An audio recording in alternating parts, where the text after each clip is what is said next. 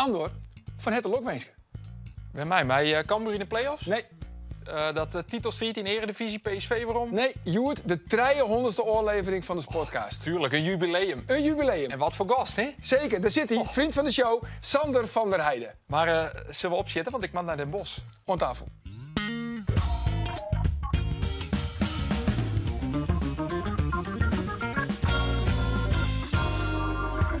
Heerenveen verliest voor de 13e keer een uitwedstrijd. Deze keer wie de noemer lijst, RKC Waalwijk. Maar 3 te sterk. En Cambuur eindigt het seizoen met een 1-0 oorwinning op MVV Astrede in de competitie. Maar ja, nou begint het pas echt. Mijn naam is Arjen de Boer en dit is de Sportcast van Omroep Friesland. De ridder werd der bomber van Leeuwarden. Tony Rulkes zet Cambuur in de 10e minuut op een 1-0 voorsprong. Na een prachtige paas van Matthias Natti. RKC Waalwijk komt op een 1-0 vastsprong. Het is Margaret, de eerste, de beste onval van RKC. Nou ja, misschien wel niet eens een onval. Geklungel achterin tussen Noppert en Kesten. Is MVV eruit? Is dit de kans? Is dit de kans? Oh, wat een goede sliding is. Ja, goede sliding van Smant. En hij viert het al makkelijk een doelpunt. Ion Nicolescu keert kleren om mogelijk de leaguemakker te matchen. En dat tot hij 1-1. Heerenveen weer waarom in de wedstrijd. Er is de 2-1 van RKC. Oekili maakt het hem. Hier komt hij. Hier komt hij. De 3-1 zelfs van Lokeza. En dan maak je als Heerenveen zijnde echt skam je van wat je hier op het veldje aan litten. Het liep het echt nergens op. En hier aan tafel Andor Faber, Roelof de Vries en Sandor van der Heijden. Welkom, Sandor. Ja, Joen begint voor Cambuur de play-offs, maar de uitwedstrijd in FC Den Bosch. Wordt het een walkover of wordt het billen knijpen? Nee, dat wordt geen walkover. Mijn gevoel zegt dat het vanavond best wel zo'n lastig, vervelend wedstrijdje kan worden. Het is warm, kunstgras, niet gewend. Nou, het publiek wat achter hun laatste kans kijken is al heel lang naar uit, bla bla bla.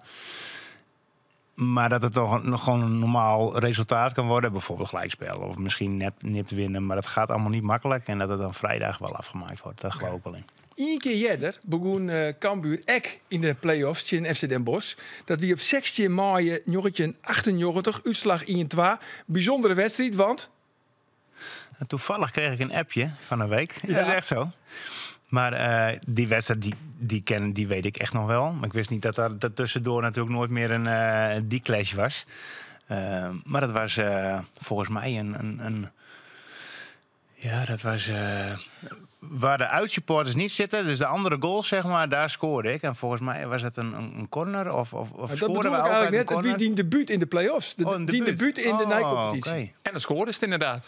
Ja, in die na-competitie scoorde ik 3 keer. Sowieso, tegen Den Bosch uit, tegen Zwolle thuis en tegen Groningen uit in Zeist was dat toen. Ja. Die wedstrijd zonder publiek. Nog. Ja, zeker. En de orde doelpunt wat makkelijk terug Marinus Dijkhuizen. Ja. Quizvraagje voor Roelof. Waar scoorde er voor FC Den Bosch? Ja. Henk Vos. Nee, die weet ik. Ja? Ja. Jozef Kieprits voor. Jozef Kieprits. Ja, dat is toch mooi. Een Moerad en zo in die tijd, of niet? Nee, daarvoor nog. Lucius, volgens mij zat er toen net bij. Theo Lucius. Skietsjochter? Goh, dat is Luiken. Bossen, zeg ik even. Nee, Roelof Luigen. Roelof Luigen. Maar goed, dat wie een jochetje in 18 jaar, toen ging het goed. Maar Cambuur in de play-offs. Gaat ik wel eens mis, hè? Bij Cambuur. Gaat ik best wel heel vaak mis in de play-offs. Ja, Sander, je moet kiezen. Ja. Welke play-offs wie het meest dramatisch? De miste penalty van Dennis van der Waal in Zwolle? Of de kopbal van MVV-spits Thomas Verheid in de blessuretijd? Of Injouwer winnen bij Dordrecht en dan vervolgens thuis Injouwer verliezen van hetzelfde Dordrecht en dan bij penalties eruit? Of, die. De mem aller trauma's. Ja.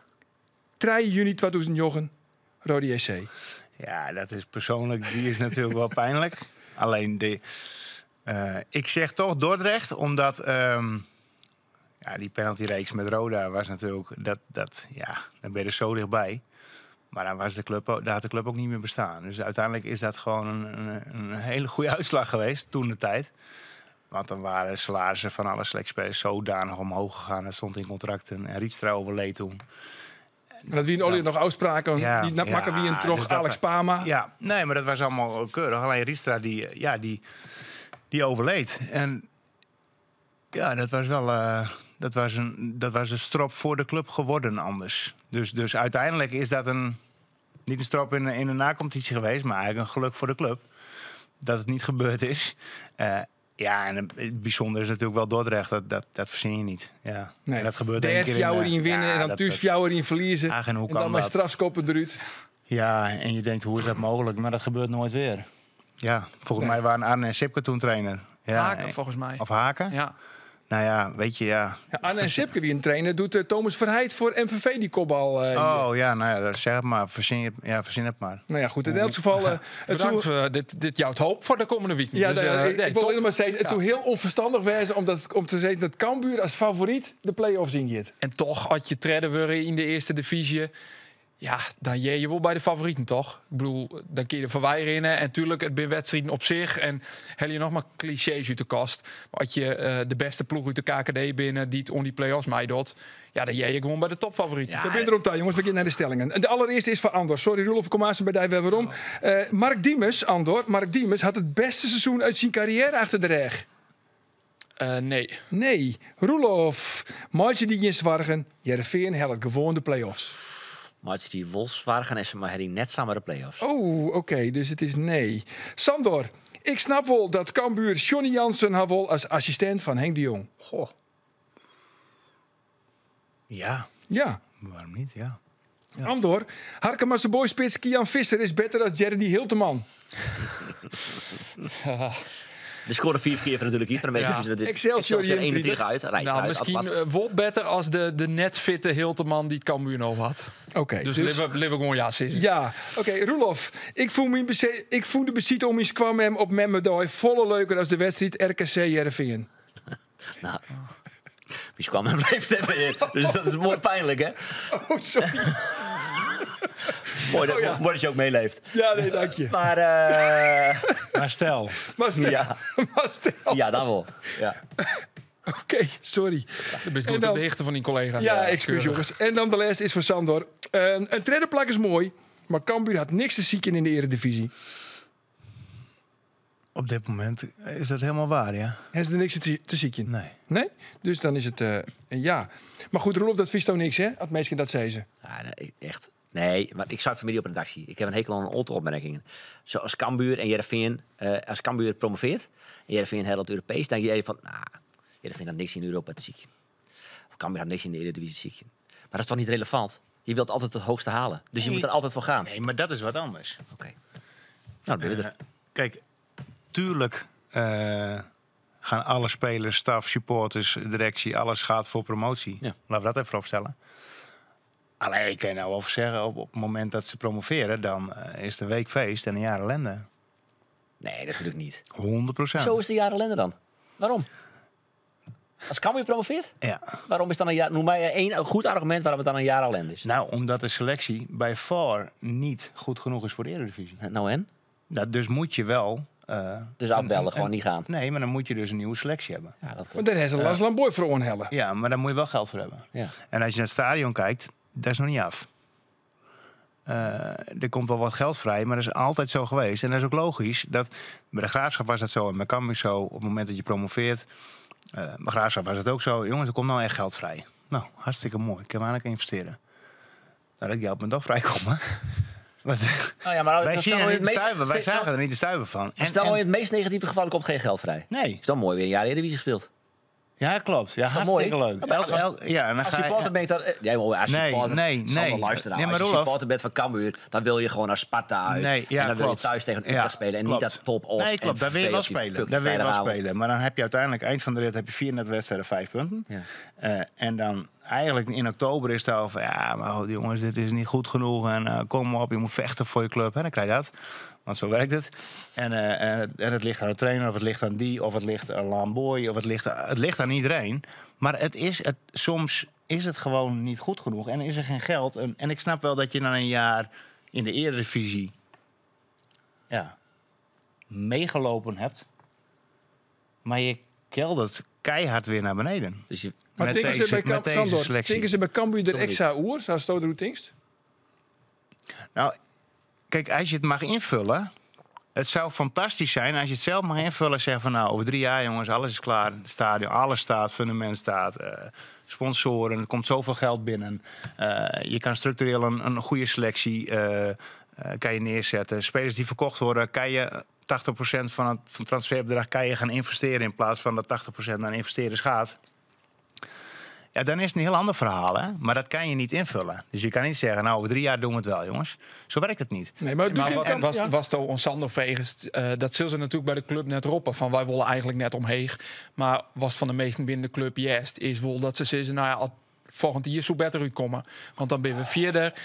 Dan hebben we meer tijd om de club, de organisatie op te bouwen. Maar ja, inderdaad, zo werkt het net. Kies net kiezen. Dus je is omheen, dan je is omheen. Het is in alle gevallen, er is geen enkel argument om te bedenken waarop negatief is om niet te promoveren. Op dit moment niet, nee. Positief. Op het moment zelf... Ook als de club er dan niet klaar voor is qua organisatie, qua bouw van het stadion, is het toch altijd beter om te promoveren. Want er komt inderdaad meer geld los. Moet je altijd afwachten, maar het komt altijd los. TV-geld krijg je erbij. Dus je groeit als club altijd als je promoveert. Ja. Altijd. Maar het geld wat er binnenkomt... ben je kwijt als je gedegradeerd bent.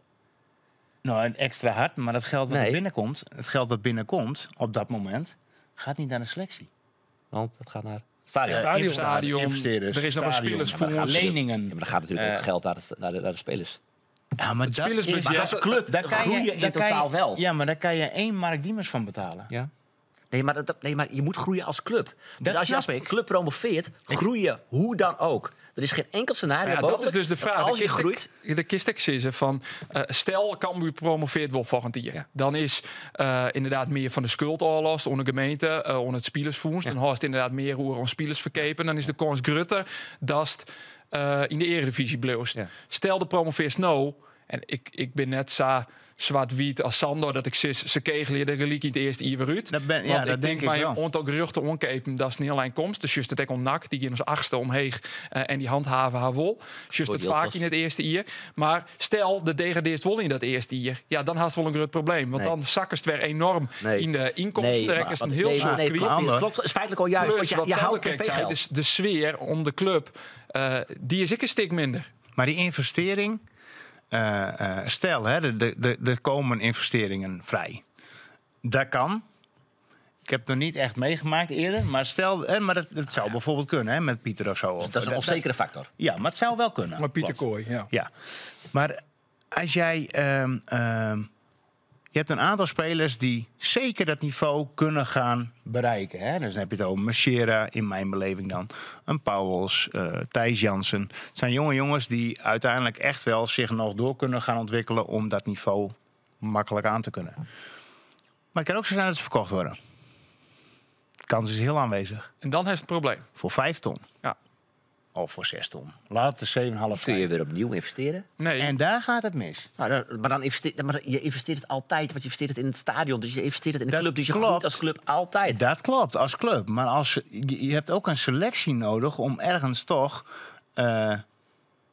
in die eredivisie te kunnen blijven. Dus het geld wat zeg maar binnenkomt, dat bedoel ik eigenlijk te zeggen. Het geld dat binnenkomt, of het nou van de KNVB is, of van tv-gelden, of van sponsoren, of van transfers. Dat gaat niet...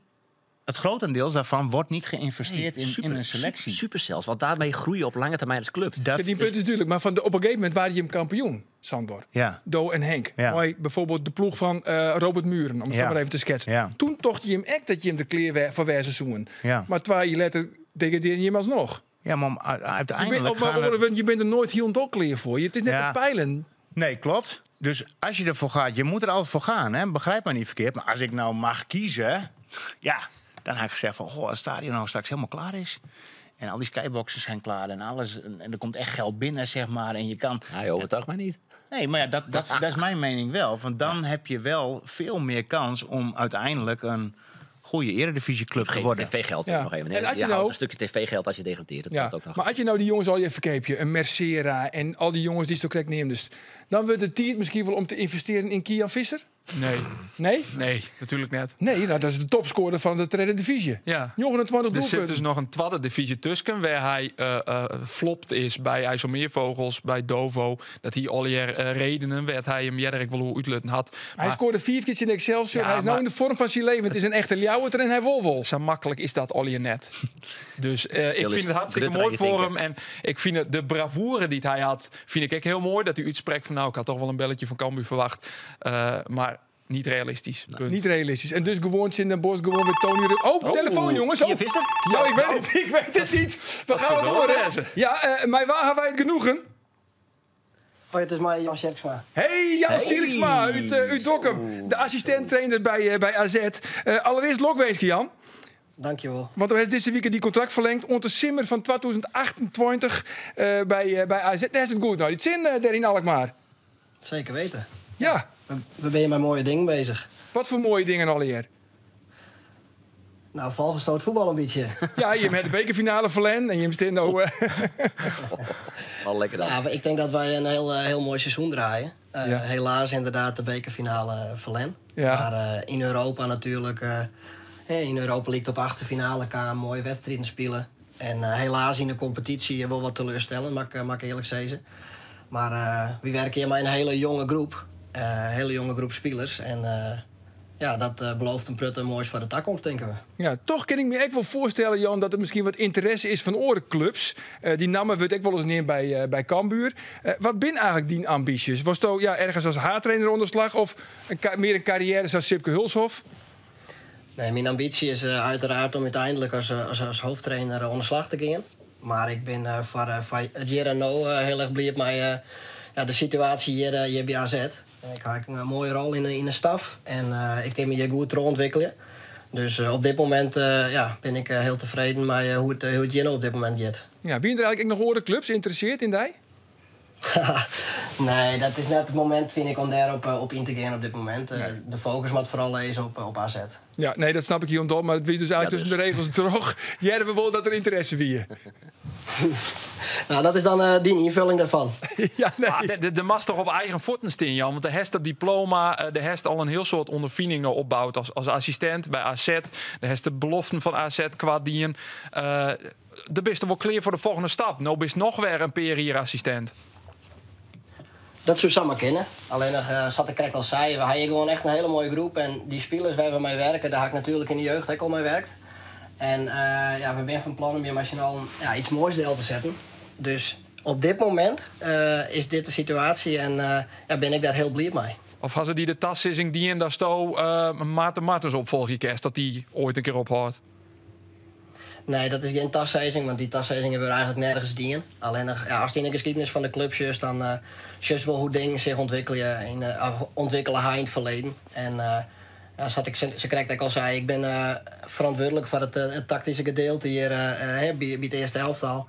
En we kunnen heel mooi samenwerken met deze staf en met deze spelers. Dus ja, op dit moment zit ik hier goed. Ja, maar ik wil even mijn eigen tafvielging, Denno Jan. Ik denk dus dat er een tassissing die in is. Nee, denk ik niet. Nee, dat is net zo. Dat is net zo. Denk ik Dat is net zo. Ik denk dat hier... Want Jan, is het seizoen, als we zorgen naar de prestaties, want Jim Steen nou als zesde in de Eredivisie. Had je hem geen Europees voetbal heli, is het seizoen dan misleid, hè? Ja, want een van onze doelstellingen is om eens te plaatsen voor Europees voetbal. En dat hebben we in de Aron 20 jaar heel vaak die in mij gezet. En ja, als we dat net helden, dan hebben we wel een matig seizoen voor ons doen. Ik al had je dan de achtste finale hellen in de Europa League. Ik had Steen je dan in de bekerfinale. Dan is het wel misleid. Ja, daar ben we net tevreden mee. Want uiteindelijk willen we natuurlijk met de groep die we hebben 3 keer in 8 dagen spelen. Heel vaak in het seizoen. Zodat die spelers maximaal uitdaagd worden en zich ook maximaal ontwikkelen kunnen. En als we dat net aanbieden kunnen, dan is dat wel een teleurstelling. Ja, dan hebben we goed nice, Jan. Want ja, als het nou zit, maak je hem zien Jereveen. En Maak daar- Jereveen uit. En daar heb je hem goede herinneringen aan. Nou ja, die eerste ronde ben je maar terug. Dat zou heel mooi wezen, maar we hebben geen garanties van het verleden. Hè? Nee, dat is net zo. Maar goed, dat jou toch een goed gevoel, kan ik me zien denken. Ik bedoel, de eerste wedstrijd heb je met Jorgen niet gewonnen.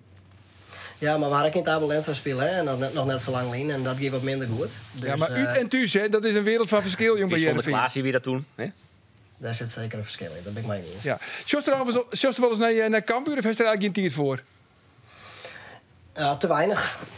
Ik zie er zo nu en dan wel eens wat een samenvatting van, maar net vaker nog. Nee, waar is de beste speler van Cambuur?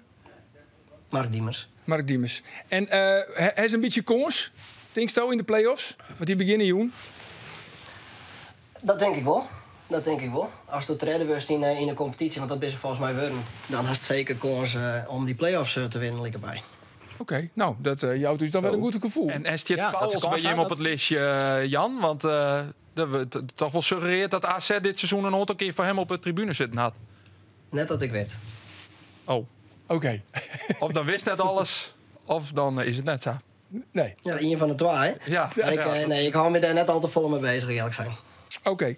Nou jongens, dan ben we er wel. Dankjewel Jan. Nogmaals, Lokweensken, maar die contractverlenging. Ja, hartstikke bedankt. Oké Jan, on go jongen. Oké, ontje. Hoi. Nou, toch mooi toch? De assistent-trainer van AZ. Vriend van de show, hè? Vriend van de show, Ja. Jan Sieksma van Kroonprins. Dokkum. Ja. Kroonprins. Ja. Kroonprins, ja. Lekker altijd, hè? Ja, Kroonprins. Wist je dat ook? Een goede trainer? Ja, maar hij heeft goede ideeën. Dat is leuk. Dat is ook wel mooi dat hij tactisch mag doen bij AZ. Hè. Dat is voor je eigen ontwikkeling is dat goed. Je kan dingen bedenken, het gaat een keer mis. Kan je ook denken van, waarom ging het mis? Je leert er alleen maar van. Dus dat is wel mooi dat je... ik vind dat wel mooi van hoofdtrainers dat die assistenten of collega-trainers gewoon vrij laten, maar ook echt vrij durven te laten om zichzelf en ook voor de club te ontwikkelen. Maar, en ik denk dat dat bij AZ wel gebeurt. Dus dat is voor hem prachtig. Ja, want Johnny Jansen het onjong van die is nou haartrainer bij Zwolle, die het vod. Is ook interesse van Bali United. Wordt nou neemt Andor, door hier is de primeur bij als assistent-trainer van Henk de Jong. En hij had al zijn van, ik ging er net heen. Had ik naar Cambuur ging er net heen om alleen de pionnen te sjouwen. Nee, maar dat is ook net de vacature, zoals die er is. Wat is de vacature dan? Nou ja, er is al onjoen dat er een assistent komen maat die het meer verantwoordelijkheden krijgt. Dat Henk de Jong ietsje meer de managerrol op hem neemt. En dat betekent net dat Henk de Jong volle minder op het veld staan. Maar je zag het nou ook al, Jeroen Burghout en Rick Rijnsma, die leerden ook een heel soort oefenings. Dus er is ook een heel soort ruimte voor een eventuele na je assistent. Maar ze willen jong en talentvol. Dan kom je uit bij Johnny Jansen. Johnny is 50 hier toch? Dus Ja, die ken nog 15 jaar werkje. Ja. Hele jonge uitstraling. En jong uitstraling, dat wat zou wezen, ja. Maar ja, en ze hebben natuurlijk ze willen iemand die dat diploma had, coach betaald voetbal, die misschien Henk Oetwaai hier wil opvolgen ken. Als er geen tassingsdienst worden, zodat ze dat bij AZ ik net doggen. Maar ja, in die zin past hij wel in dat plaatsje wat Cambuur ziek het. Ja, logische keuze, Sander, want ik pak de stellingen nog even bij. Ik snap wel dat Cambuur Johnny Jansen Havel als assistent van Henk de Jong. Toen zei dus volmondig ja. Nee, maar dat kwam meer omdat ik dat niet wist. Dat hoorde ik toevallig. Maar ik wist helemaal niet dat er sprake van was. Ik moet eerlijk zeggen, ik denk dat Johnny prima bij de club past en bij Henk past. En, Het een Jereveen, hij is eigenlijk een Jereveen-man. ja, maar dan kun je wel doorgaan. Dan kun je op een gegeven moment, dan wordt een vijver van beide kanten op een gegeven moment wel een beetje klein. Doken Smit, wie ik een Jereveen-man. Nou, de Master Sjen hoed zien jou het bij hem voortroen. Ja, Mark Diemers had altijd zijn van, ik wil nooit van Cambuur of van Jereveen voetballen. Maar dat mag, maar dat betekent niet dat niemand dat mag. Ja, Lucas Bijker heeft het gedaan. Weet je... ik net een heel... Nee, maar Doken Smit, Brian Tevreden, dan gaan we even verder terug. Erik Dammer. Maar je kan wel doorgaan. Henny Meijer. En iedereen doet zijn best bij de club waar hij op dat moment zit. Ja. En dan heeft het niks met nog een verleden te maken. Niks. Nee, maar ik vind wel, als je, het maakt mij ook niks uit. En iedereen moet lekker diezelfde keuze maken. Maar als je echt een Cambuurman bent, of je bent echt een Heerenveenman, en dat zit in je hart en in je bloed en weet ik veel wat. Ja, dan ga je toch niet bij de andere. Je kunt bij andere. Moet je dan echt naar Cambuur gaan? Dat vind ik dan wel, denk ik. Ja, maar waar... Ja, nog steeds moet je dan zelf die keuze maken. Ja. En dat is ook allemaal goed. maar je mag toch best... dat zijn Het sentimenten die groter worden gemaakt. Hè? Ook, en dat komt ook die supportersgroepen natuurlijk. En dat begrijp ik, stuk emoties, allemaal logisch. Maar je kan toch voor een club zijn, maar bij een andere club gewoon alles geven wat je hebt om daar zo goed mogelijk te functioneren. Maar hier is toch Dat nooit, staat- als Jereveen daar benaderen hier, dan is het toch lekker goed ik voor Jereveen voetballen. Ja, maar het is nooit gebeurd. Dus Nee, ik hoef er daar niet over na te denken. Als. Ja, maar dat gaat er ook om hoe het op dat moment... Stel, je wordt bij Cambuur weggestuurd. Dat kan, hè? En Heerenveen komt. Dan mag ik niet naar Heerenveen? Natuurlijk wel. Mag wel. Ja, dat is best. Dat mag ik niet van mensen daar, prima. Maar dan moest even mij salaris geven, want ik heb wel salaris nodig. Nee, maar Ja, dan bij wijze staan van, ze hè? er redelijk zakelijk in. En er is niks mis mee. Maar als je maar- dan niet zakelijk is, dat zit in je hart Maar dat is ook prima. ja, Maar die keuzes maakt iedereen zelf, vind ik. En dan moet je... Je kan niet iedereen laten leiden door emoties. Sommige mensen kunnen dat prima. Nou, hartstikke fijn, toch? Hoe mooi is dat? Ja, als iemand supporter is van Ajax... maar die wordt kampioen als trainer van Feyenoord. Maar dat mag niet. Wat denk je, dat die Feyenoord supporters niet juichen? Natuurlijk wel. Maar stel, die trainer is wel voor Ajax. Die is wel supporter van Ajax altijd geweest. Maar die gaat wel op een schouder als Feyenoord kampioen wordt. Ja, het is precies hetzelfde. Zo is het Je echt. kan gewoon je stinkende best doen. Terwijl Ja. je voor een andere club misschien in je hart bent. Heerenveen, die zit in die club zit in Dienhet. Ja. Verlies met 3 van de noemer lijst RKC. Nou jongens, kom er maar hier, Roelof. Heerenveen, het slechtste Heerenveen van de laatste 30 jaar. die slechte wedstrijd van het seizoen. Ja? Minder als het in AZ uit. Jochenieën. Ja, het uit haar ze nog de eerste goed helft voetballen. eerste helft heel goed voetballen. Hij is er nog kansen hoor. Toen Dat hier wie sneur net. niet volgens mij de expected goals van 2-3 of zo. Nou wie het 0,12. 0,12. Toch even Hier jaren? schot op peel. Zullen we toch even jaren naar de analyse van Ilia Met de Sebaoui? wetenschap dat ze dus geen enkele kans hebben gehad. Nu luisteren naar Ilia Sebaoui. Ja, ik vond het gewoon deze wedstrijd eigenlijk een beetje goed aan de bal. Ik denk dat wij meer balbezit hadden. Kansen die we hebben gecreëerd moesten we eigenlijk gewoon afmaken. Dat hebben we niet gedaan. Dit zijn de wedstrijden waar je gewoon de punten moet pakken. Het was voor ons belangrijk, voor hun belangrijk. Maar ja, eindstand wint de thuisploeg en wij moeten ons gewoon focussen op de volgende wedstrijd. Je zegt kansen, maar weet je hoeveel kansen je gecreëerd hebt? Jullie als team? Nee, dat heb ik niet gekeken. Niks. Eén schot op goal. Niks, nul. Eén schot op goal, dan was die tot in ieder geval jouw rode kaart geen schot op goal. En ja, de penalty. Ja, het voelde gewoon, ik voelde persoonlijk op het veld dat we gewoon veel dreiging hadden. Veel aan de goal kwamen. En dan de laatste eindfase dat we niet echt schoot op doel hebben, zoals je zegt misschien. Maar het voelde gewoon goed voor ons aan, maar spijt geen punten. Dit is wel een bijzonder interview, maar Ilia Sebaoui. Want ja, we moeten de kans dan afmaken. Hè? We moeten de kans... Hoeveel kansen heb je gehad? 0. Ja, maar Arjen, dit is toch dit is gewoon een cassettebandje wat je afspeelt, toch? Dit is een vraag en Ja. dit is gewoon een standaard antwoord. Dit moet ik zeggen. Volgende vraag. Maar dat hebben toch de meeste spelers. En natuurlijk, man. 60 juist bij Trainers, Wout spelers. Weghorst bij Studio Sport. Hoe Ajax en de titel. Ja, het moet nu uit jezelf Nee, maar komen. het is We moeten- hartstikke lastig voor Net ook jullie. dat Cambuur een kans had in de play-offs. Zo. Ja. Nee, maar het Dat is, klopt maar inderdaad. het is voor jullie hartstikke lastig, want je krijgt bijna nooit Nee, een het is eerlijk voor ons- antwoord. het is Hè, voor dus ons je heel krijgt de lastig. standaard clichés, containerbegrippen, de standaard antwoorden. Ja. Want dat is wel Probeer een geleerd. beetje te prikken en ook hem het wel te willen leggen als iets Snap niet klopt. ik, Maar snap ik ja, helemaal. het is je wel krijgt moeilijk. je krijgt niks voor terug. Gevoel wie goed, gelukkig. Bij het Maar, gevoel wie goed. maar ik moet ook zo op zeggen dat het verschil tussen dat wat er op het veld gebeurt en hoe de spelers dat beleven, en zelfs de trainer, is soms ik wel heel anders dan dat er op de tribune of als journalist beleeft. Want ik had een keer met Kees van Wonderenhoorn, Vitesse, Heerenveen, achterfinales beker, stien op een punt om Trottengeer. Dan moesten ze het in een amateurploeg. Sas zonder het eruit ging. En ik interviewde Kees van Wonderen dat hij er ziet van, ja, maar we gaan ik op pech gewoon. En dus ik zei van, nee, maar Kees, het was echt heel slecht. Ja. Echt heel slecht. En toen appte hij de volgende dag. Roelof, ik heb de hele wedstrijd even teruggekeken. Ja, toch gelijk. Ik heb het anders beleefd tijdens de wedstrijd. Het was heel slecht. Ja, Dat vond ik wel mooi dat hij dat Klopt. deed. Maar blijkbaar is, en dat is toch een verstandige man, Kees van Wonderen, niks mis mee. Maar en toch is er dan iets wat er in je hoofd gebeurt, omdat je zo in die beleving van die wedstrijd zit. Plus, je gaat niet ploeggenoten of iets dergelijks afvallen Nee. voor de camera. Dat is ook standaard iets. Natuurlijk. Ja, dat klopt. Denk ik. Maar toch, Roelof, elke keer als je denkt van het kind net minder bij Heerenveen, het kind echt net slechter, Ja. dan weten ze die toch weer te verrassen. Ja, ik moet wel zeggen dat als Linde na 10 minuten geblesseerd uitvalt. Krijg je een andere wedstrijd. Ja, zeker. Nee. Dan wil ik het nog wel eens zien. Ik was nog niet klaar. Ik was nog niet klaar. Dat is bij Feyenoord valt dan Wang is heel lang voor het West, hè? En die doet nou weer mooi. En dan begint hij weer erin. Die pakken volle meer punten, maar Wang naar zonder. Dus Linde is een beetje is de Wang van Heerenveen. Maar Hopland, wie er ik net bij. En Linde En Brouwers, wie er en net. Hopland en Brouwers, die scoort weer. Dat zijn 3 van de 4 belangrijkste spelers bij Heerenveen. Sterker nog, Ik vind Linde echt goed, hoor. hij is echt goed. Ja, hij is echt Die komt echt heel fier nog. Wie hoe goed, hè? Dat Brouwers nog Brouwers- even Brouwers mijn ook opzet echt. zien die Ja, vind ik de hele belangrijk. kaart pakken. Want ja, RKC uit konden wel missen. Ja, dat die Ik achternoot, jongen. had Luc na de wedstrijd trof ik hem nog. En want ik zie het met mijn collega's, ik hoor nog zelfs met Marco Heerschop, persman van Heerenveen, hoor van hoe had hij dat nou zijn eigenlijk na dat tijd? Want ik had het ESPN-interview toen het zijn. Hij had er iets hoe zijn. Ik weet nog steeds wat hij daar precies hoe zijn had. Maar dus ik zei, ik kwam Luc in de loopje en ik zei, Luc, ja, toch nog even stel een vraagje over die gele kaart. Ja, wat wil je daar nou nog over weten? Dus vorige week. Ik zei, ja, dat weet ik. Maar hoe zat dat nou? Was het nou bewust of niet? Ja, moet ik daar nu nog een antwoord op geven? Dat heeft toch geen zin? Wat wil je Het daarmee wie bewust. Roelof, ik wie daar in de catacomben en hij zei van ja, ik mis liever RKC uit als de uitwedstrijd zei Go Ahead Eagles, mijn oude club, daar ben ik liever bij. En ja, Maar dat is toch ook zo?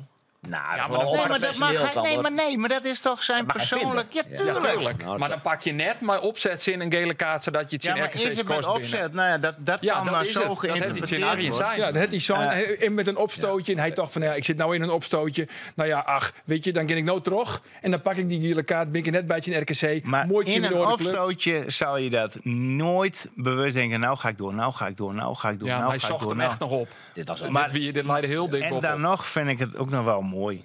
Ja? Ja, maar die jongen is gewoon goud eerlijk. Ja, dat vind ik echt heel Kijk, mooi, en maar ik als- vind en het wel heel als dom. Seboui, die staat voor de camera. Hij is gewoon een robot. Cassettebandje. Nee, maar daar vindt iedereen wat van. En terecht, hè, want het staat natuurlijk nergens op wat hij zegt. Want dat ja, het is gewoon, wat ik zei, een cassettebandje terugspoelt. Volgende week weer een ander cassettebandje erin van een andere speler. Maar Luc, die zegt gewoon, ja, dat snap ik wel. Je speelt toch... Als het dan toch, ja, dan wil je toch tegen je oude club wil je toch super graag spelen. Dat is toch iets vanuit jezelf. Nou ja, dat is Maar gewoon het hij. mag niet, want je mag het niet zeggen. En het mag allemaal niet. Maar het mag niet. Nee, dat mag zoveel niet. Maar die jongen is wel eerlijk. Ja, komende waardje dan dat Luc Brouwers in elk geval mooi in Go Ahead Eagles. Als Maar ik Roel- dat Wel uit. stel, ja, uit. Ja. maar stel dat is bijvoorbeeld, je speelt bij Cambuur en die derby komt eraan. En ik sta op scherp. Dan had ik ook kunnen zeggen, nou, ik mis liever Heracles uit dan Heerenveen uit. Dan is er nog wel een sportief belang waaruit doet en niet een persoonlijk Nee. belang. Maar zo persoonlijk vind ik dat mooi. De derby, dat is toch Ja. prachtig? Nee, maar kijk, En als hij ze heeft gewonnen dat hadden ook. tegen RKC, waren de play-offs nu al Ja, goed maar zeker. dat... Die, Je weet kunt je, natuurlijk niet op één op één te doortrekken van Nee. als Luca was geweest, had je hem wel gewonnen. Dat dat snap snap ik ik. ook wel. Maar nou Maar trek je hem zo breed als de play-offs. Weet je, Heerenveen heeft niks zoeken in de play-offs. Oh. Linksom of rechtsom. ik ga nu weg. Nee, maar uiteindelijk hebben zij daar niet veel te zoeken. Echt niet. Die gaan hem niet winnen, laat Dus ik het zo zeggen. afbellen? Heracles ook niet. Ik denk dat Sparta... Fortuna, Sparta. Ja, maar Sparta heeft misschien nog een kans omdat die wel... Nou, hè, of AZ, hè, wie het ook maar zal zijn. Het is één wedstrijd, hè, dat scheelt. Maar het is wel een uitwedstrijd van Heerenveen. Nee, in Nee, principe heeft ze niks te zoeken, dat ben ik wel met je eens. en ik snap wel sportief, je krijgt wat inkomsten, dat snap ik allemaal wel. Maar ik vind het wel, ik vind het wel, ik snap hem wel. Ja. Ja, maar Roelof, van dit wie de allerslechtste wedstrijd van het oude seizoen. Saisto, in RKC. Maar Robin Veldman komt heel aardig oer. Hele aardige trainer van Heerenveen. Maar achter de schermen knettert het er wel eens. Ja, dat denk ik wel. Daar zet er zelf wel een beetje de vraagtekens bij, Leuk, hè? Nee, het is een open vraag. Ja. Oh. Lichtelijk toontje, maar Maar vertel eens. Nou, zo hebben we bijvoorbeeld het voorbeeld Milovanovic. Die Milovanovic, hier ja. misschien een oor zal spelen als hij bij de selectie zit niet. Maar hij is uit de selectie zit en hij traint nou maar bij de beloften. Centrale verdediger komt van Ajax. Ja, en dat is een jongen die... zoals is het om disciplinaire redenen waarom zetten is naar de beloften. En dat is wel een keus van Robin Veldman. Ja, had ik een akkefietje gewoon op de training. Toen wien ze net maar mijn Corinthians. Toen mocht hij net meer mooi wel, mijn oefeningsvorm. En toen is hij, dat wie de keuze van Milovanovic zelfs, is hij zelf van de training voortdoen. Dat hoorde net van Veldman, begreep ik. Maar toen is hij zelf voortdoen. Is het een term uit te krijgen? Ja, nee, dat voorbeeld dat hier sto, dat voorbeeld ken ik net. Ik ken wel voorbeeld van dat Robin Veldman, ik wil onjoen, dat hij hem net professioneel gedraagt. En de wil ons sponsorbijeenkomsten of bijeenkomsten weer dan opdagen matten. En dat hij dan zich daar net netjes gedraagt en net voorbeeldig gedraagt. En daar vindt Robin Veldman wel wat van. Oké, Ja. dus die show dit seizoen hebben we waarom? Die kans voor die heel hebben we iets. überhaupt nog net jongen toch dit seizoen. Nee, amper. Ik heb hem zoentje in Hendrik Ido Ambacht voor amateurs. Toen voel ik hem wel heel goed. Voor de beker. ASWH? Ja. Ja. Maar ja, zoals ik zei, dat was Dat tegen kan Kian ASWH. Visser direct scoren. Nee, maar je weet... Dat wel. Dat is toch een trainers goed recht. Er zijn regels en die staan allemaal beschreven. En als je dat een aantal keren... het is niet zo als je één regeltje overschrijdt dat het gelijk mis is. En ik vond het wel mooi, want die maar- Petrov die deed mee. En die speelde centraal. En Ja. die is eigenlijk iets minder linksback. Speelde in Roemenië wel in een driemansverdediging links. Maar die moet dan spelen. En op een gegeven moment... Er is eigenlijk niet één op het veld die er voldoende haalt. Het was allemaal... Of passes niet aankwamen. Of geen balintercepties. Maar die Petrov was wel heel degelijk. Dus ik zei tegen een collega op de tribune...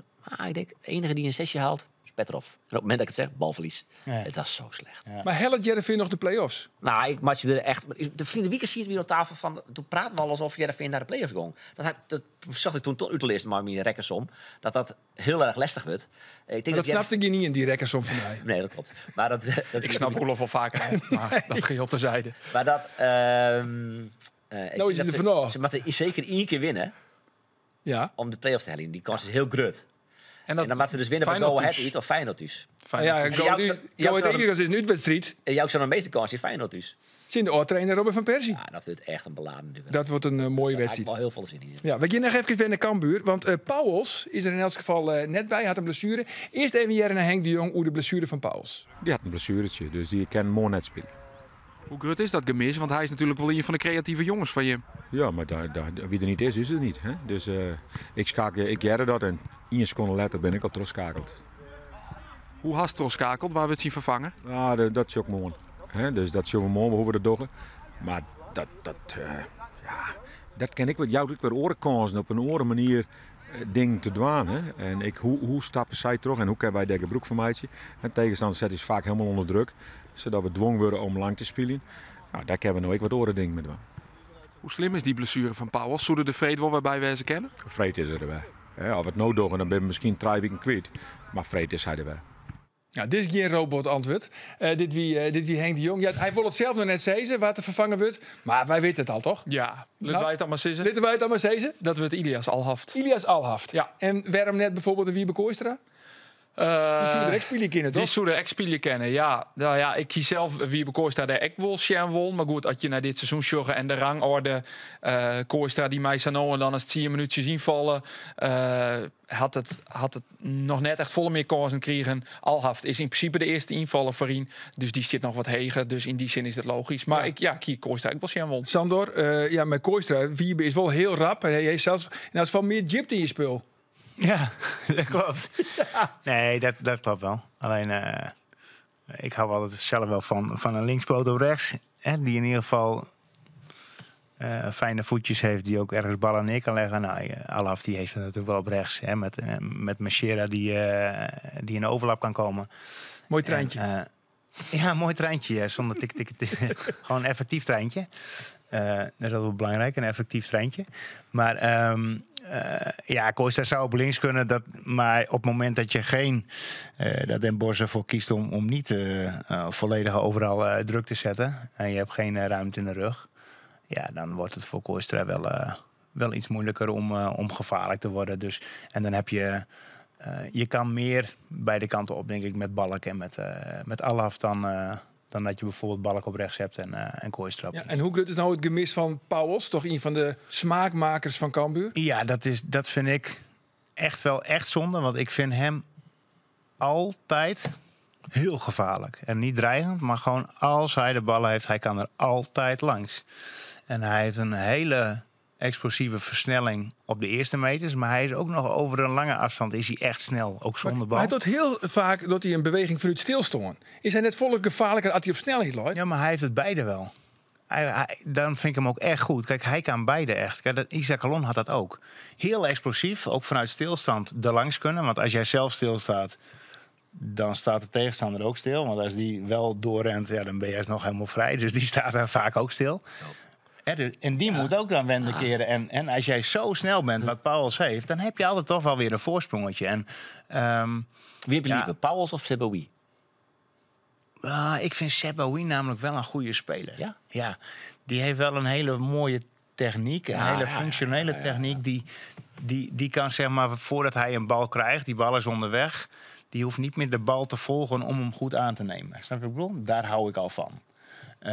Dus dan kan je eigenlijk, voordat je hem krijgt, kan je al met de volgende actie bezig zijn van, kan ik hem op snelheid opzoeken of moet ik nu naar binnen of waar is mijn tegenstander of waar ligt ruimte. Dus ik vind Seboui wel echt wel een goede speler, eerlijk gezegd. Maar waar jouw mooie interviews?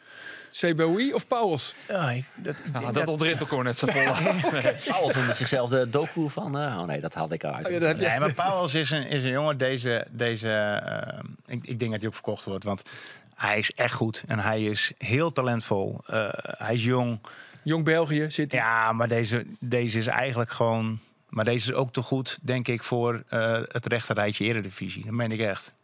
Hij zoekt al richting Utrecht. Maar ik vind hem echt goed, jongen. Ja, Hij is echt goed. Dat is nog wat die stap wat hij nog zegt. Ja, maar goed, dat is ook logisch, want hij is 20 jaar. Dus en als hij nu alles zou hebben, was hij nu ergens, denk ik, in linkerrijtje Premier League of zo bewijzen. Nee, maar dus hij heeft ook nog genoeg niet.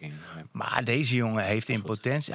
Hij is ook al echt goed. Ja. Ik vind hem echt goed. Nou goed, nou hebben we het al 4 minuten over de speler die het dus net mooi doet. Maar vreed wel. Ja, maar vreed wel. Dat is goed. Nice. En promoveren is natuurlijk het uiteindelijke doel van Cambuur. Of het nou verstandig is of net, dat let ik nog even in het midden. Maar voor echte Ljouwerters is er niks mooiers als promoveren met Cambuur. En nou het Cambuur 2 echte Ljouwerters in de selectie. Matthias Narti en Mark Diemers. Even jaren. Het is kijken wie het best met de spanning omgaat en wie het beste vorm van de dag heeft.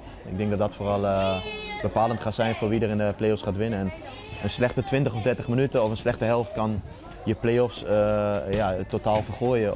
Of juist een geweldige 30 minuten kan ook je hele play-offs maken. En daar zit gewoon zoveel spanning op. Die spanning voel je in het stadion. Ik heb er nu al zin in als ik erover praat, weet je wel.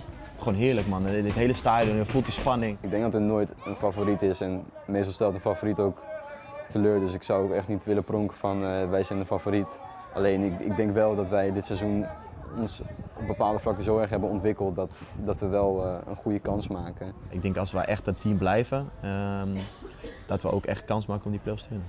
Ja, dat zei Mark Diemers. Nee, maar het is dat begint te zuchten. Nee, maar het is toch, ik vind Mark een ontzettend leuk vent. Maar het is toch precies hetzelfde wat we net... Waarom laten we dit überhaupt zien? Want ze zeggen toch niks? Ze hebben kans op de play-offs. Er is nooit een favoriet. Ja, natuurlijk is er wel een favoriet. Cambuur is derde geëindigd. En dus ben zij op basis van de ranglijst. Willem II is favoriet, denk ik. Ik snap wel dat zij het allemaal downgraden. Dat snap ik wel. Maar we hoeven dat toch niet uit te zenden? Ja, klopt. Dat vind ik ook. Maar ik vind wel dat zij, als je het over... Je moet niet gaan kijken favoriet in een hele nacompetitie. Ik denk dat je per ronde moet kijken. Cambuur is gewoon vandaag favoriet. Tegen Den Bosch. En vrijdag ook nog. In deze tweestrijd is Cambuur favoriet. Ja, maar we begonnen deze uitzending dat je woen uit bij Dordrecht in je fjouwer en thuis verlies je ook weer met fjouwer in. Je verliezen toch een kopbal van Thomas Verheid. Maar dat kan gebeuren, tuurlijk kan dat. Maar dat is niet zo van Cambuur is favoriet vanavond, dus die gaan sowieso deur. Zo is niet. Maar Cambuur is nou vandaag wel favoriet. Den Bosch heeft een hele goede eerste periode gehad. Die hebben best leuke spelers. Rechtsbuiten, hoe heet die jongen van GVVV? Ja, superleuke speler is dat. Ja, ze hebben wel wat bestuurders voor Rino. Oké, nee, maar in principe... Cambuur is tegen Den Bosch favoriet. Ik weet niet wat het volgende programma is. Mochten ze doorgaan, zouden ze tegen... ADO of Telstar? Nou, als het tegen ADO moet, ja, weet jij veel, dat doe maar gewoon kop of munt. Dat is redelijk 50-50. Ja. Telstar misschien ook nog wel. Maar ze zijn wel bij favoriet. Ze hebben 4 keer gewonnen. Ja. Maar dat zit dichterbij. Maar ADO is dan zou ik kop of munt doen. En als het dan een finale tegen Willem II is, dan is Willem II toch gewoon favoriet? Omdat zij gewoon in de Eredivisie voetballen. Maar nog even over Mark Diemers. Want Mark Diemers zei het zelf van... ik ben dwan om mijn beste seizoen ooit... in mijn hele betaald voetbalcarrière. Wat vies je van Diemers? Ik vind Mark...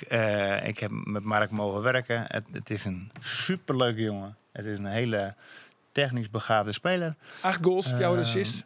Nee, maar dat is... en hij... Ik vind ook dat hij... hij is ook de beste. Ik vind er zit een opbouw in. Ja, nee, er zit een opbouw in. Want Mark ik vind Mark beter hoog op middenveld dan waar hij nu vaak terechtkomt. En hij komt vaak terecht ergens in de laatste linie. Maar dat doet hij zelf, want hij zit echt heeg op het middenveld. Op de eerste zit Henk hem Del. Ja, maar dus dat is... hij heeft een vrije rol op het middenveld. Nee, maar dat is onzin. Vrije rol. Vrije rol heeft niemand. Brian Smeets had een vrije rol en Mark Diemers had een vrije rol afgelopen vrijdag. En het is gewoon Russische roulette. Want beide staan ze vrij. Omdat ze allebei er net mooi verdedigen. Er is nog nooit een trainer geweest die iemand op middenveld een vrije rol geeft. Nog nooit. Zou Diemers dit zelf weten? Nou ja, dat bestaat niet. Een vrije rol op middenveld. Een mooie discussie dit. Die zou ik nooit horen, vroeger. Nee, dat was maar waar. Ik win wel, daar maak ik altijd ruzie met trainer. Want ik win wel graag. Nee, maar dat bestaat niet. Dat bestaat niet. Dus elke keer als Smeets vrijstier in de thuiswedstrijd in MVV... dat wie eigenlijk dan de fout van Diemers... die hier gewoon mooi in matten. Nee. Ja, maar dat komt omdat... kijk, op het moment dat Mark naar een backpositie zou uitzakken, bijvoorbeeld... Dat is wat hij een heel soort doet. Ja. Naar Galvez, naar de linksbackpositie. Ja, maar dan moet Galvez... waarheen? Nou ja, in principe Matti Tros stappen naar links heel, links boeten. Ja. En dan maakt Pauwels meer centraal? Dat zou kennen. Of Galvez kan aan de binnenkant komen. Dat Pauwels wel aan de boetenkant bleef. Dat Galvez aan de binnenkant komt. Ja. Maar dan heb je dus je beste voetballer op de linksbackpositie staan. En je linksback gaat naar het middenveld. Ja. En dan moet je maar even uitleggen. Maar dat meen ik serieus. Dat is net zo'n fan van backs. Maar Nee, ik mag wel zeggen dat is niet waar. Galvez... Kijk, ik vind backs onvoorstelbaar belangrijk. In een overlap, in een uitlaat om weer centraal te komen. Maar als jij de allerbeste speler bent, sta je niet op de back. Nee. Dat is gewoon een feit. Ja. En dat is wat ik vind. Ja. Maar ja, Kevin De Bruyne staat niet rechtsback. Vind ik. Waar was je Denzel Dumfries? Behalve Denzel Dumfries. Nee. Behalve Denzel Dumfries. Ja, maar is technisch tactisch niet de beste voetballer. Maar ik vind Dus, Galvez is technisch... Galvez zou eigenlijk een midfielder wezen kennen. Ik vind hem een betere voetballer als verdediger. Hartstikke mooi. Klopt helemaal. Nou, best. Maar dan staat Galvez... Dan gaat Mark linksback spelen en dan gaat Galvez naar het middenveld. Oké, best. Maar Galvez is een back. Maar ik wil ook diepgang hebben op het middenveld, hè? Kan het niet krijgen. Nee. Met Galvez. Nee. Okay. En mijn Nati ik net. Maar ik wil het wel. Dus ik wil het, want dat is mijn systeem. Ja, dat gebeurt niet. Ja, maar ik wil het. Ja, maar dat gebeurt niet. En nu? Ja, hoe los je dat op? Nee, dus ik zou heel graag zien... Want ik vind Mark het allerbeste... Kijk, Mark die is echt goed aan de bal. En Mark die heeft heus wel eens een bal dat hij een keer... laatst had hij een keer een breedte bal. En dan wordt het uitgelicht. Weet je, hou op. Die jongen speelt 999 van de ballen, van de 1000 ballen. Ja. Speelt hij naar de goede kleur, op het juiste been, met de juiste snelheid. Dat team van de week ook, hè? Hetzelfde eigenlijk. Ja, maar dat is echt een goede voetballer. Ja. Alleen ik zou hem zo graag dan hoog op middenveld willen zien. En, want daar is hij beslissend. En dan heeft hij niet... hoeveel had hij? 8 goals, 4 assists? 8 goals, 4 assists. Maar dan heeft hij 15 goals, 20 assists. Ja. Maar ik denk ergens dat Mark zelf ook wel weet dat hij meer hoog op 10 of 18... Hè, het is niet echt een 10, want het zijn 2 hoge middenvelders... dat hij daar het best tot zijn recht komt. Ik denk dat Mark zijn frustratie is dat hij, denkt... dat het achterin niet goed uitgespeeld wordt, dus ik ga hem maar halen. Precies, dat weet ik wel zeker. Hij zei, zij kunnen het opbouwen, dan doe ik het zelf wel. Ja, maar dan stopt het dus wel. Zij moeten blijven. Ja. Hij moet voortbeelden. Hey, nou, maar het is echt zo. Ja. Dus, maar wordt hij dan op bericht? Ja. Had hij Jipleut, had Cambuur genoeg voetballend vermogen om dan Diemers, maar ik Nati aan de bal te brengen? Maar geef het een kans. En wie moet die bal dan geven? Maar iedereen kan die bal geven. Dat kan Soeren zijn als ze met een 9-10 uitstappen. Dan komt Soeren vrij. Misschien komt hij wel meteen vrij vanuit Nieling als Soeren vrij is. En Mark zijn man stapt uit naar Soeren, omdat ze doorstappen vanuit Mark. Hè? Ik noem maar even iets, of vanuit Narti. Er zijn zoveel legio mogelijkheden om uiteindelijk hoog op middenveld vrij te komen. Maar ja, dan, als je in de bal komt, dan krijg je hem heus wel eens daar, snap ik. Alleen het rendement is er niet en je hebt geen diepgang en je bent niet aangesloten en je maakt minder goals. Dus ik vind Mark de beste speler van Cambuur. Hoe zou jouw ideale middenveld er nu uitzien dan? Zo? Wel, maar aan 100%. Maar Mark vind Soeren vind ik echt goed. Ja, maar elke keer als Mark Diemers hem nou inzakje lid naar de linksbackpositie, dan juist hem op die sodemieter. 6 toenstreepje. En dan en dat hij 2 keer doet, kom maar, wissel. Nou, wij hebben dat met Molen ook meegemaakt in het begin. Ja. Die kwam ook altijd in de bal. Nou ja, uiteindelijk was dat niet meer zo. Maar je moet erop vertrouwen. En dat was met Robin ook zo. Maar anders krijg ik misschien geen bal. Vertrouw erop dat ze het gaan uitspelen een keer. Vertrouw erop. Maar als je dat steeds dichtloopt, dan kan je er ook niet achter komen. Oh, we gaan vanavond kijken. Ja, jongens, ze zitten nou in de bus richting Den Bosch. Hij staat nog even contact met Henk, dat we dit nog even terug aan kennen. Nee, maar kijk, ik heb ook wel contact met Mark. Kijk, Mark vindt ook echt en terecht dat hij hoog op middenveld het best tot zijn recht komt. Dat vindt hij ook echt. En dat is ook echt zo. Op Blode Steen dan? Ja, maar ik snap ergens wel, dat had ik vroeger ook, dan kreeg ik niet de bal en ik haal hem wel op, weet je wel. Ja. Het is ook menselijk. Alleen, als ik trainer zou zijn, ik denk, oh jongen, weg, weet je. Jij komt later aan bod. Het komt wel en dan ga je nog meer beslissend zijn. En je hoeft veel minder te lopen ook. Want hij moet nou steeds naar de linksbackpositie lopen om hem daar te krijgen. Ja, en dan moet je op een gegeven moment ook weer terug. En dan denk je van, man, een rotshow. Nee, doe je zelf. Maar hij moet erop vertrouwen dat hij hem uiteindelijk krijgt. En dat is uiteindelijk, dat is best wel een moeilijk spel, zeg maar. Van, ja, het gebeurt niet, ja, maar je geeft hem ook niet de kans. Weet je, dat kip en het ei, dat is wel lastig. Nou, dan weet ik toevallig dat Mark Diemers is een verste harker van de Sportcast. En dat Henk de Jong, als hij net door hem drinkt, dat hij dit nou luisteren heeft. Dat hij dat Ik denk Jong op de hotelkamer, want Henk... ze bleven sliepen in Den Bosch. Ik denk dat die Jong naar de wedstrijd hem al omzet. Maar Henk, zij zijn hartstikke goed met elkaar. Dus ze snappen elkaar ook volledig. Dus daar gaat het niet om. Nee. Het gaat erom dat Mark echt tot zijn recht komt hoog op middenveld, vind ik. Want daar is en dus met Cambuur direct alles ontwan om Mark Diemers te behouden voor de club. Ja, waarom niet? Ja. Een hele moeilijke vraag. Nou ja, goed. Als je het Cambuur net promoveert, dan... want waarom is er nog altijd geen contact eigenlijk? Want Mark Diemers en de club... Mark zei het zelf, de bal leidt nou bij de club. Bij Cambuur, waarom is dat? Maar loopt zijn contract af? Nou ja, in principe, als Cambuur net promoveert... dan heeft hij onder een bepaalde datum de vrijheid om te zien naar een andere club. Het die clausule, dan kan hij transfervrij oorstappen. Maar hij had al wel onjoen dat hij bij Cambuur bleef wil. Ja. Alleen nog zijn contract erin nog een jaar terug. Hij zei, ik ben hier 30 jaar. Ik wil bleven, maar dan wil ik een langer contract. Dan wil ik zeker niet dan wil ik een aantal jaar bijtekenen. Want dan wil ik de rest van mijn carrière bij Cambuur voetballen. Snap ik ook. Maar dus leidt de bal nou, zei het Mark, bij Cambuur. Waarom heeft Lars Lamboy nog niks dienen? Ik denk dat hij druk had. Mooi. Nou ja, met Johnny Jansen praten. Oh ja, assistent-trainers. Ze binnen dwanden mij het ziekje en keeper trainen. Er is nog 2 kandidaten voor. Dus dat zit al in de ronde fase. Eentje van Utrecht, die oren weet ik net. Ze binnen nog dwanden natuurlijk maar de selectie versterken voor Takomier. Maar ja, als ik Lamboy wezen zoe, dan zoek ik dit wel ietsje hoger op mijn listje zetten. Maar goed, ja. Ik had trouwens 2 kaarten. Ze lezen je net. Maar 2 kaarten voor de wedstrijd Cambuur in Den Bosch voor de Nijcompetitie. Ja, dat is hartstikke leuk. En die kaarten die kunnen mensen winnen. Mail dan naar sport@omroepfriesland.nl. De vraag die erbij je want Sander, door wie is erbij? Doet Cambuur promoveren in 1998. Cambuur ziet toen in een pool met Den Bosch en FC Zwolle. Maar de vraag is nou, welke ploeg ziet nog meer in die pool? Dat is gezegd, ja, degene die het lusteren heeft. Die het lusteren heeft, die werd ook een link. Dat is hem. Maar mail je antwoord even naar sport@omroepfriesland.nl. FC Utrecht. Die niet. Oh. Nee.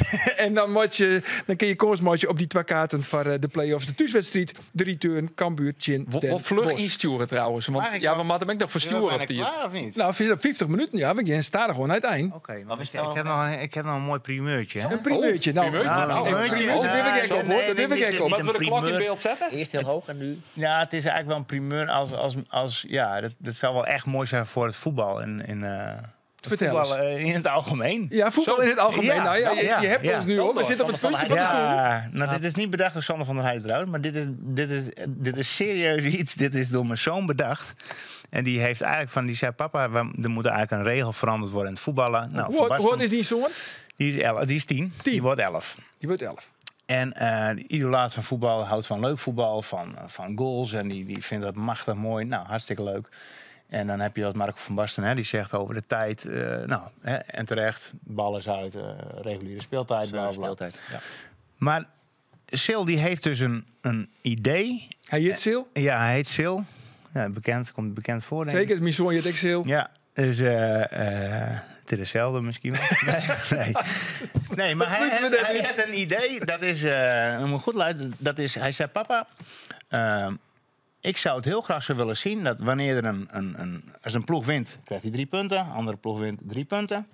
Maar als er nou een gelijk spel is, en het is 1-1 of 2-2 of 3-3 of 4-4, krijgen beide teams allebei gewoon een punt. Zoals het nou is? Zoals het nou is. Alleen de enige regel die veranderd wordt als een wedstrijd in 0-0 eindigt, krijgen beide teams geen punt. Ja, dus dan moet je Savisa. Dus wat je dan krijgt, hij zei, nou, maar ik zei, hoe heb je dat dan bedacht? Nou, hij zei, ja, als het dan 0-0 is, papa, heel vaak dan spelen ploegen allebei nog op de 0 en dan hebben ze allebei een punt.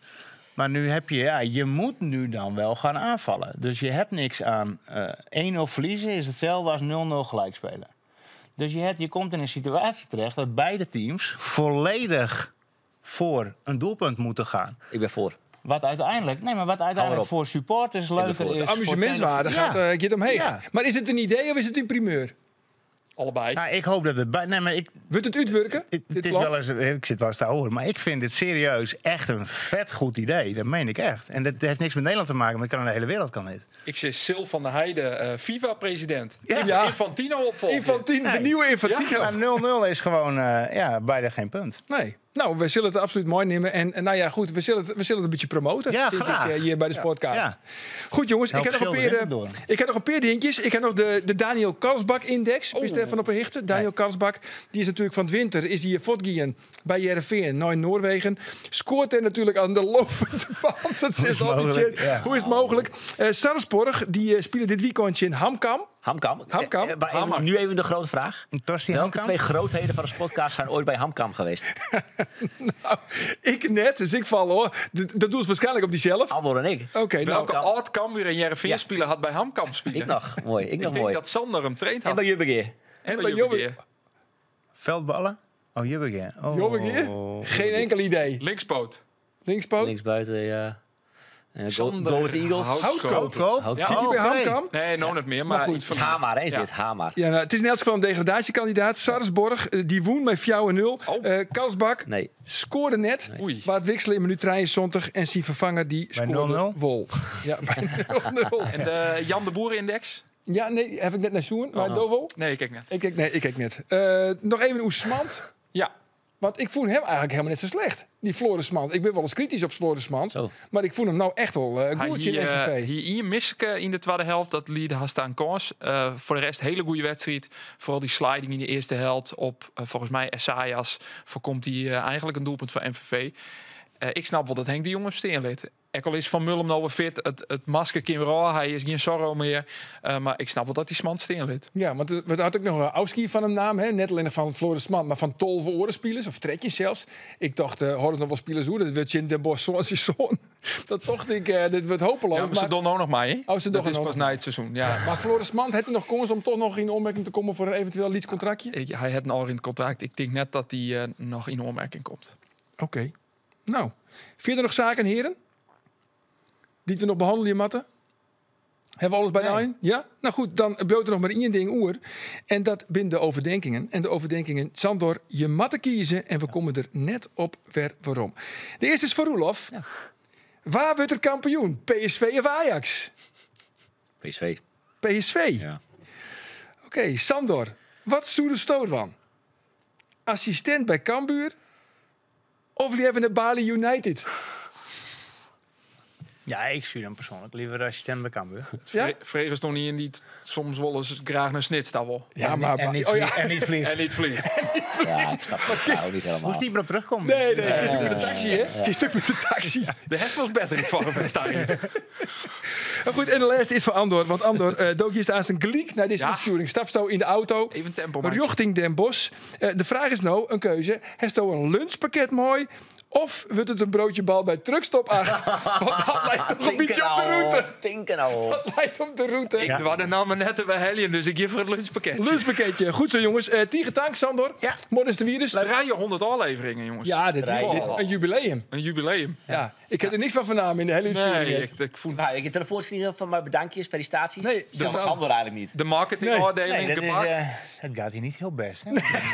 Des leidt een bal. 250 staat erop. 250ste aflevering. Maar ik geloof dat de marketingafdeling het mist had. Ik denk, Nijwieke, dat ben we er weer met een Nagelnees podcast. En waar is hij dan te gast? Assistent-trainer Johnny, ja. Jeroen Burghout. En we bellen even met Johnny Jansen. Praat. Doen we dat. Naar ons, Nijwieke. Dag.